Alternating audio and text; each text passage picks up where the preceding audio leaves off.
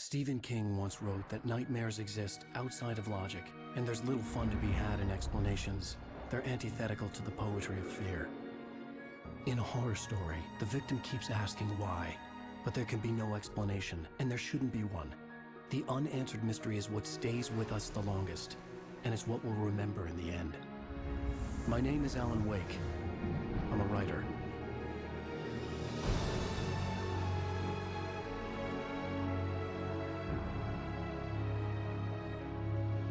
The announcement and subsequent release of Alan Wake Remastered seemingly came out of nowhere, although if you played last summer's AWE expansion for Remedy's Control, you'll know that the universe of Alan Wake is one that they've been looking for reasons to re-explore for some time now. With Alan Wake being remastered and released on PlayStation consoles for the first time, you have to think that a sequel is a logical next step for Remedy. But let's not get too far ahead of ourselves. Alice? What is this? I guess I have a small confession to make. As someone who was at one time an aspiring writer, the story of a best-selling author struggling with writer's block and tormented by his own creativity really resonated with me. Ever since I finished my first playthrough back in 2010, Remedy's psychological action thriller has been one of my favorite games of all time, with its strong blend of cinematic storytelling, atmospheric tension, and engaging combat. Now, 11 years later, with my hopes for a sequel at an all-time high, Remedy has given us a pleasant, if somewhat lackluster surprise in the form of Alan Wake Remastered. Because it's a remaster, not a full-blown remake, the story and core gameplay of Alan Wake Remastered remain nearly identical to the 2010 original, albeit with some minor tweaks. The PlayStation 5 version makes smart use of the DualSense controller's haptic feedback and adaptive triggers to make combat feel more immersive. You can feel each revolver cartridge being loaded into the cylinder, and there's a noticeable difference between the light pull of the L2 button to aim down the sights of your weapon and the full squeeze required to boost Alan's flashlight.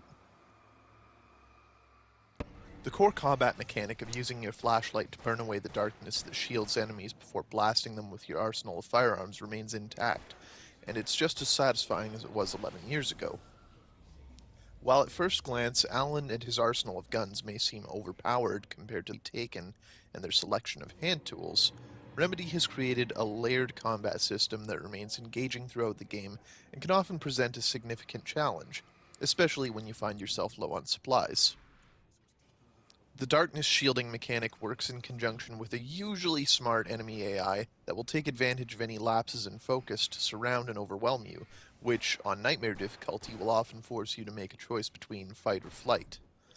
Add to that a decent variety of enemy types who can appear out of nowhere to take you by surprise, and Alan Wake's gameplay keeps you on your toes at almost all times without ever really feeling too oppressive or unfair. In addition to combat, there are a number of collectibles strewn throughout each episode in the form of coffee thermoses and manuscript pages, many of which require you to tread off the beaten path and into the darkest reaches of the woods to acquire, leaving you looking over your shoulder for the Taken who will inevitably try to sneak up on you. This adds plenty of opportunity for jump scares and dials up the tension for those who want to hunt down every single collectible. While neither collectible provides any gameplay bonuses, the manuscript pages provide insight into the story other than what the players are presented with on screen. Unfortunately, not all of the gameplay elements have aged as gracefully as others. In particular, traversal mechanics such as jumping feel somewhat floaty and unresponsive at times, which can be particularly frustrating during segments where you need to jump over gaps to avoid falling to your death. However, there are relatively few of these segments, so it never becomes a glaring issue. The camera controls can also feel finicky at times, especially if you prefer for the camera to consistently stay on one side of your character in a third-person shooter. Here, the camera tends to shift from side to side on its own, and although readjusting is as simple as clicking your right analog stick, it can still feel somewhat bothersome. I love you. Tell me a story, writer. Okay. Despite having been first told over a decade ago, the story of Alan Wake remains one of, if not Remedy's, best to date. At the center of the story is Alan Wake, a best-selling crime thriller author who's been struggling from a nearly 2-year bout with writer's block. Add to that his struggles with substance abuse, his tumultuous marriage, and a very short temper, and you've got a recipe for a deep, complex character the likes of which are seldom seen in gaming. Alan, alongside his wife Alice, goes on a much-needed vacation to the small, nowhere town of Bright Falls, Washington, where Alan unwittingly falls into the trap of a sinister supernatural entity known as the Dark Presence. After settling into their accommodations, Alice confesses to Alan that she chose Bright Falls as their destination so that she could arrange for Alan to see a local psychiatrist who helps treat struggling artists. This leads to Alan storming out of the cabin in a fit of rage, only for the power to go out and Alice to begin screaming. Alan returns to the cabin to find that Alice has fallen into the lake below and dives in after her. He awakens 1 week later with no sign of Alice and no memory of what has happened in the past 7 days, kicking off a desperate search for his wife as the mysteries surrounding her disappearance and the true nature of the Dark Presence slowly begin to unravel themselves.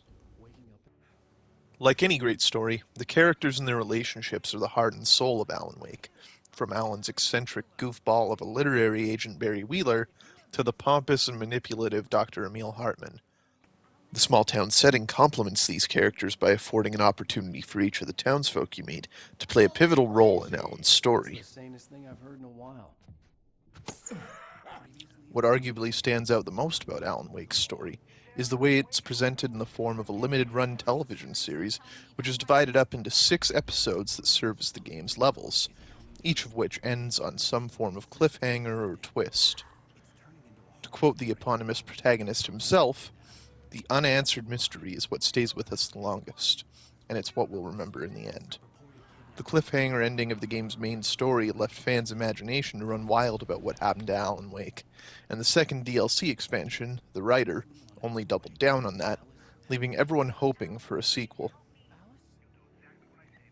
Not only does the episodic format help create a more engaging story, but it also breaks the game up into several more manageable chunks for people who haven't got a lot of time on their hands, with each episode being playable in roughly 1 or 2 hour-long sittings.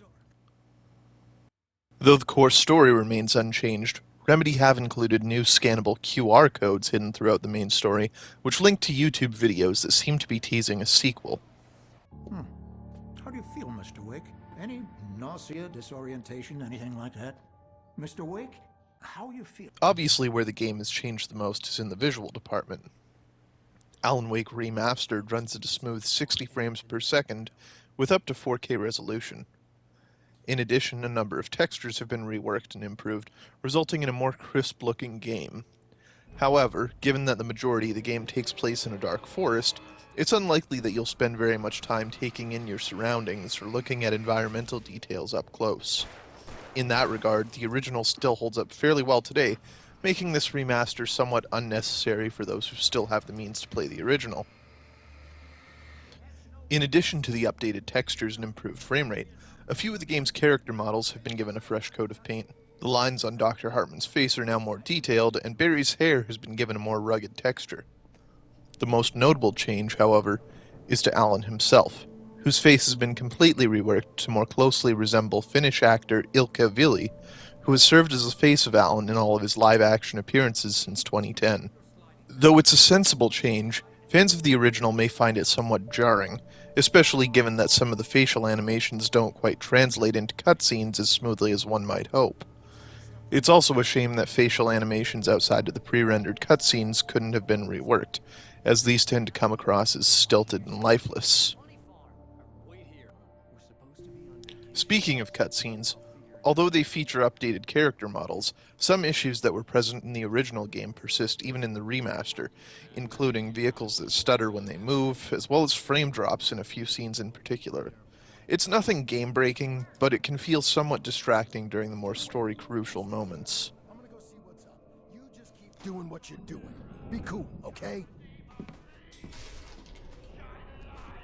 I'm crazy, but that's fine, Barry. Oh, you got that right, Al. You're barking mad. You are by far the But craziest. maybe that's inevitable when you deal with crazy stuff like this. Alan Wake Remastered gives Remedy's 2010 cult classic an update for modern consoles, though not an entirely necessary one for fans of the original. That said, for anyone who hasn't played it, the story is just as encapsulating as it was when it first released, and the gameplay holds up pretty well when compared with modern third-person shooters and survival horror games. Though the game's environments can feel monotonous at times, the game stays fresh by keeping you on your toes with plenty of jump scares, unsettling sound design, and a good mix of combat gameplay and cinematic storytelling, with the odd platforming section thrown in. If this were a full-priced game, my final score would be an 8.5 out of 10. However, taking into account that this package includes not only a remaster of an incredible game and both of its story expansions, but does so for the low price point of $30 US or $40 here in Canada, I have to give this one a 9 out of 10. For anyone who hasn't played Alan Wake and has any interest in survival horror games, this is one you need to add to your collection.